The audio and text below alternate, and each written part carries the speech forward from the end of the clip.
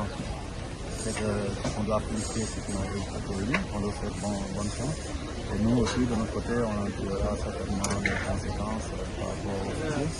C'est-à-dire qu'il me reste 2 ans de mandat au sein du comité parce que j'ai été élu en 2023 et je suis membre jusqu'en 2027. D'ailleurs, semble-t-il qu'on a utilisé ces moyens pour convaincre certains votants de ne pas voter en disant si Senghor ne passe pas, il reste membre, donc il n'y a rien à faire.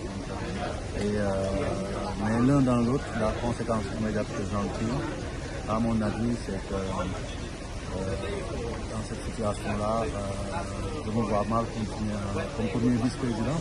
Parce qu'il y a une logique et une cohérence dans tout. Et moi, j'aime bien rester sur notre position et rester cohérent.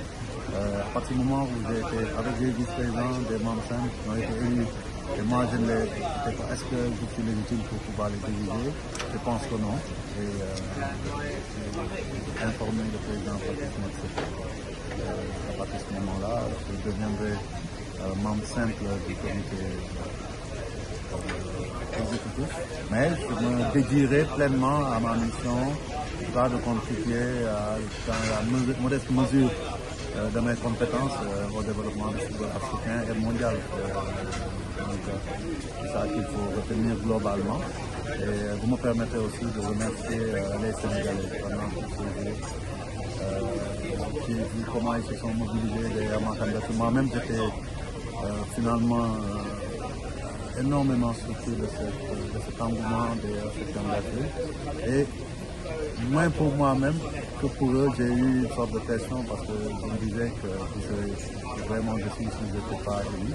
Et je voulais ici les remercier la presse sénégalaise, la presse internationale, dont certains membres ont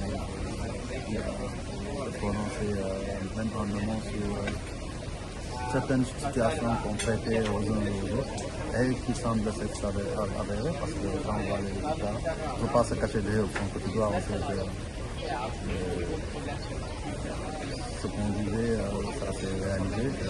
C'est dommage quand même quelque part pour le football africain. Mais encore une fois, je le dis, le problème de l'Afrique, c'est nous autres les Africains, ce n'est personne d'autre.